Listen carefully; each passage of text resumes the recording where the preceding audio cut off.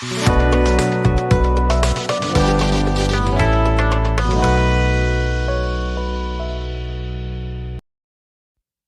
Friends, welcome back to my channel.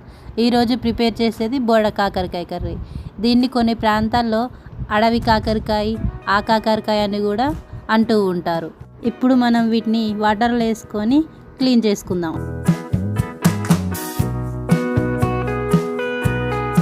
తర్వాత మనం వీటిని చిన్న చిన్న పీసెస్గా కట్ చేసుకోవాలి.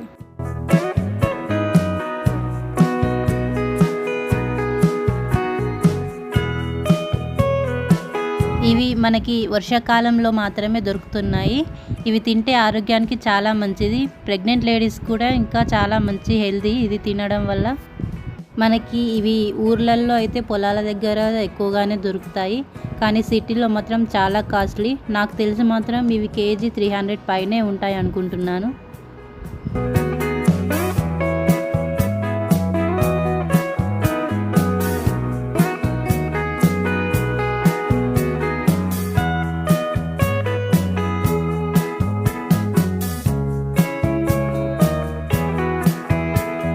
ఇది మొత్తం కట్ చేయడం అయిపోయిన తర్వాత ఒక ఆనియన్, 3 లేదా 4 పచ్చిమిర్చి కూడా కట్ చేసి పెట్టుకున్నాను ఫ్రెండ్స్.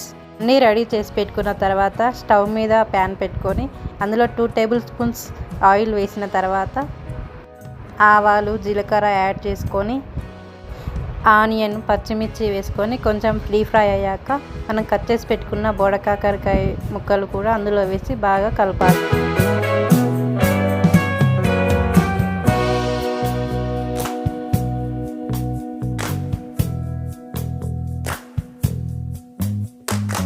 ఒక 5 నిమిషాలు అలా ఉడికిన తర్వాత మూత తీసేసి మనం బాగా కలపాలి. కలిపిన తర్వాత మళ్ళీ మూత పెట్టుకొని ఉడికించాలి. ఇప్పుడు దీంట్లో మీ టేస్ట్కి సరిపడా కారం, ఉప్పు యాడ్ చేసుకొని కలుపుకోవాలి.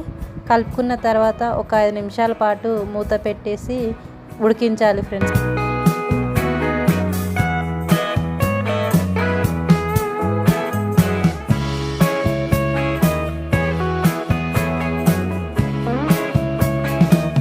ఉప్పు, కారం యాడ్ చేసిన తర్వాత టీ గ్లాస్తో పాలు తీసుకొని అందులో యాడ్ చేయాలి. పాలు యాడ్ చేసిన తర్వాత మళ్ళీ ఒకసారి కలుపుకోవాలి. ఇందులోకి కొద్దిగా కొత్తిమీర, ధనియాల పొడి, గరం మసాలా యాడ్ చేసుకొని స్టవ్ లో ఫ్లేమ్లో పెట్టుకొని ఉడికించాలి 2-3 నిమిషాల పాటు.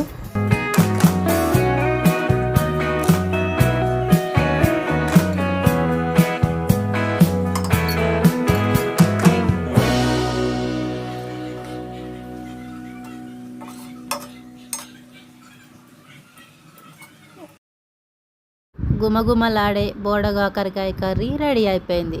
మా వీడియో కనుక మీకు నచ్చినట్లయితే లైక్, షేర్ అండ్ సబ్స్క్రైబ్.